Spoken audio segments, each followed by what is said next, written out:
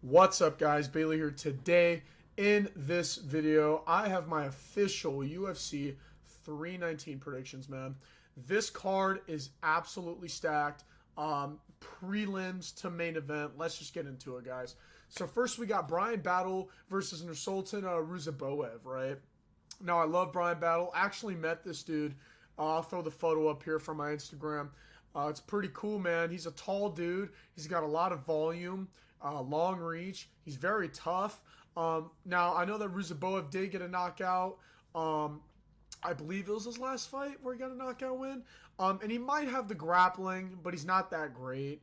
And I think that he's just not as tough as Brian Battle. And to be honest with you, I'm really just kind of depending on Ruziboev just kind of shooting for takedowns. And Brian Battle's just takedown defense and grit really holding up here. And I think that Brian Battle also just kind of has still some plot armor on him at this point. So I feel like that he's just kind of meant to win this fight. So I got to go with Brian Battle. Next, we got Edson Barboza versus Drakkar Klose, man. Now listen, I can't pick Edson Barboza at this point in his career. You know, listen, he's 24-12. I mean, he even though he's a veteran, he's not as durable as he once was. He took a lot of damage against Lerone Murphy. He's way over the hill, man. He's not even close to being in his prime. And I think he should have been retired. But then obviously we have Drakkar Klose. He's not very technical. You know, he's not defensively sound. I see where his hands are not tight in here. They're more loose. They're more... And then he just gets caught with straight shots, and he kind of gets finished. But also, he's younger, and he's more durable, whereas Edson Barboza, I mean, listen, if I were to pick, really, I guess, any fight for Barboza to win at this point in his career, it'd probably be against Drakkar Klose, you know, because Edson Barboza is a veteran. I think that he's a lot more technical than Drakkar Klose, but I do think Drakkar Klose is going to win. I think a decision more than likely. I think it'll be unanimous just because Edson Barboza is a lot older. He takes a lot more damage, and he's just not as prime. You know, I mean, it's pretty unfortunate to say. All right, so next fight here, we got Chase Hooper versus Alexander Hernandez, man. Now listen, Alexander Hernandez, right? I think he could chin Chase Hooper, right? I think he has better scrambles than, you know, Jim Miller, right? You know, where Chase Hooper, I feel like how his strategy is, he's a very long dude, and he seems to just kind of like back taking and transitions, and I feel like that's how he wins the rounds. He's very long. I think he is a better grappler than Hernandez. And I think that if he cuts back on the gooning, I really feel like that will increase his chances of winning. Because I remember last time in his, you know, even though he beat Jim Miller, he did say that he spent a little much too time in his camp gooning, which is something relatable. You know, it happens to the best of us, man. So hopefully he holds back on that gooning. And if he does, I really feel like Chase Hooper has a serious chance of winning this. So I'll take Chase Hooper. Next, man, we got King Green versus Diego Ferreira, man. Now listen, I'm just gonna come straight out and say I think Diego Ferreira is gonna win, and I think I see him knocking him out. To be honest with you, Diego Ferreira, man, he has good finishing ability. He mixes in the grappling just enough where he's not stale. Now I'm not saying that he's a grappler. I think people are gonna kind of get that mixed up. I think what I'm trying to say is that, like, you know, let's say he peppers you, gets you on the fence, he'll shoot for a takedown or he'll close the void and go for a clinch. He's not just going to sit and just try to use his hands. And I think that that's something that he probably will do better than King Green. And also, I think that King or Bobby Green, he gets chin too much, man. He got knocked out brutally. I mean, absolute brutally with a spinning, I think it was a spinning heel kick. I mean, right to the temple. Didn't even see it coming.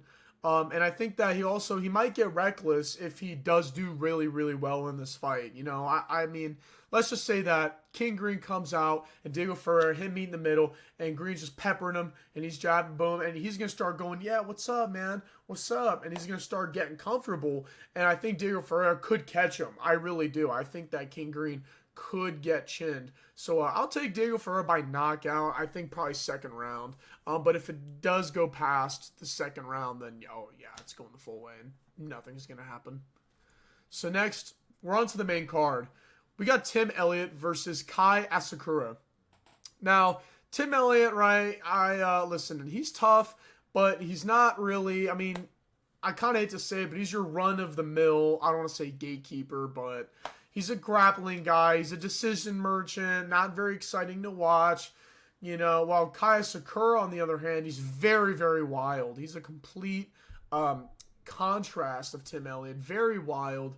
He has really good defensive grappling. And I think he's a lot tougher. Especially coming from Risen. People want to say, well, Alexandre Pantoja beat him. Listen, dude, Alexandre Pantoja is probably one of the dark horses of the GOATs. And I think that, if he keeps going and either match or beats DJ's record, then he has to be the GOAT of that division and maybe of the sport. You know what I mean? Just because he's so underrated. He's an absolute assassin. And for Kai Sakura to come in, fight him, and lose to him, he didn't lose to just nobody. He lost to someone who might be the GOAT here in the future. You know what I mean? So I think that Tim Elliott is a good step down for Kai Asakura. So I think I'm going to take Kai Asakura. I don't think he's going to finish him. I think what he's going to do more likely is just stuff the takedowns. I think he's going to pressure him. And I think that I see it really going unanimous decision. All right, so next we got Jared Cannonier versus Michael Venom Page, man. And I'm just going to – I can't take Cannonier, guys. I can't take him either. But I do think that this is going to be – probably the most boring fight out of this whole card. I don't think it's going to be super eventful. I think it's just going to be like straight up Michael Venom Page shooting in and out, just kind of going the, you know what I'm saying? Like, he does that shit, and it's, quite frankly, it's very frustrating to fight. He's too long, he's too fast, and Jared Cannonier, listen, he's tough, he's technical, but he's too old. I mean, he's 41. And he's not on the good side of 41. And I hate to say, like, he's not on the good side when it comes to fighting. In life, absolutely. But in this game, like, his better days are obviously behind him. And I think that Michael Venom Page is just going to be faster. He's just going to land more. I think he's just going to frustrate Jared Cannonier. And, and Cannonier's also been a little chinny lately as well. He's gotten hurt, gotten finished, or pretty close to it, you know what I mean? And I think that at the end of the day, I got to take Michael Venom Page, man. I just think that he's better overall. Like, I don't see where the fight goes where he's really, uncomfortable or where he's just kind of out of his realm with Cannonier. So, yeah, I'm taking Michael Venom Page, but I don't know if it'll be a finish. Pretty sure it'll probably just be a unanimous decision. UD.